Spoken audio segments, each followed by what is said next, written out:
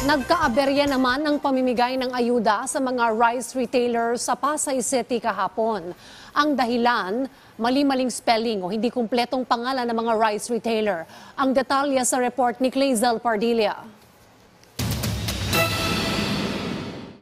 Maagang pumila si Maria sa Pasay City Hall para kumuha ng ayuda. Ngayon kasi ang distribusyon ng subsidiya para sa mga rice retailer na naapektuhan ng price cap sa lungsod. Pero imbes na pera, aberya ang inabot niya. Nung nangingi sila ng details, ang naibigay kong pangalan yung nickname. Yung nag-submit na ako ng requirements nila, syempre yung complete name ko nasa ID ko. Kailangan daw magtatali yung name mo doon sa sinubmit mo. Anong plano ngayon, ma? Uuwi na ako eh. Ay, hindi ka nangingi. Kailangan ko umuwi kasi yung anak ko manganganak. 15,000 piso ang ipinamamahagi ng DSWD bukod pa sa 5,000 pisong tulong mula sa Pasay Local Government. Kaya himutok ng ilang rice retailer na mali ang spelling o hindi kumpleto ang pangalan sa dokumentong hawak nila at listahan ng DSWD. Nagbenta ako ng palugi.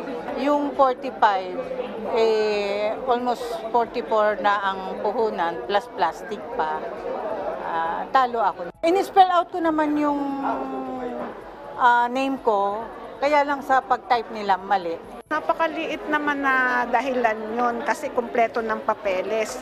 Yun naman inaapilan namin. Sayang naman yung paghihirap natin na 41, 45 natin, kumpleto tayo.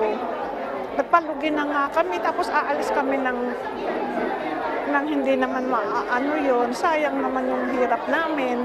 12% sa 55 rice retailer ang may problema sa pangalan. Nakiusap ng lokal na pamahalaan ng Pasay sa DSWD na pagbigyan ang kanilang mga tindera. When it comes doon sa mga minor lang naman na discrepancy, like for example, my name, Romel, sa iba single M, sa iba double M. So, it's understandable naman. Pwede naman nating pagbigyan. Yung may mga discrepancy na sinertify ng BPLO, we will edit na lang yung payroll. Pwede nating baguhin yan. Paalala ng Pasay LGU sa mga rice retailer. Kailangan po dito, dahil official po ito, dapat ang ibigay nyo ay official document. Yung official talaga ng pangalan ninyo, ang inyo pong gamitin.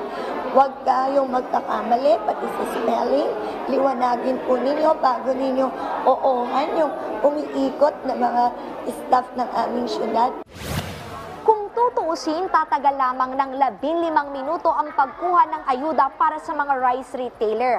Mula sa registration, profiling at releasing, kailangan lamang tama ang pangalan at kumpleto ang mga dalang dokumento, gaya ng DTI Business Registration, Business Permit at Valid ID. Malaking tulong to. Malaking tulong sa pandagdag sa puhunan. Daan-daang rice retailer din ang tumanggap ng ayuda at iba pang tulong mula sa lokal na pamahalaan ng Maynila, Marikina, Pateros at Malabon. Nagpapasalamat po ako sa DSWD at saka sa City po ng Malabon po dahil po sa naibigay po nilang tulong at pandagdag po sa puhunan at makabenta po ng mga mababang presyo para sa mga mahihirap po.